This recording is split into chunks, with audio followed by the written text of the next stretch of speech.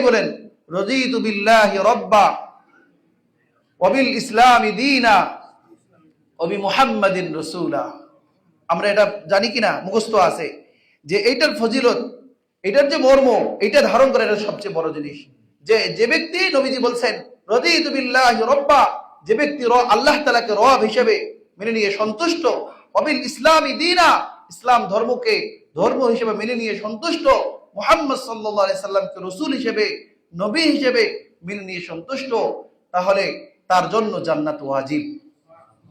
আজানের পরে কালিমা শাহাদাত পরে যে ব্যক্তি রাদিতু বিল্লাহি রাব্বা ওয়া বিল ইসলামি দীনা এটা পড়বে, তার জন্য জান্নাত ওয়াজিব। অনেকে বলছে আশহাদু আল্লা ইলাহা ইল্লাল্লাহ আশহাদু আন্না মুহাম্মাদুর রাসূলুল্লাহর পরে এটা পড়বে।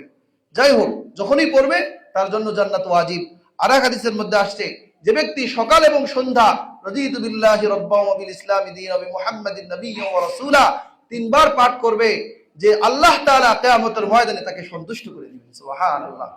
আর এক হাদিসের মধ্যে আসছে যারা এই রাদিতু বিল্লাহি রাব্বা এর আমল করবে, যে আল্লাহর রাসূল কিয়ামতের ময়দানে তার হাত ধরে জান্নাতে নিয়ে যাবেন। সুবহানাল্লাহ।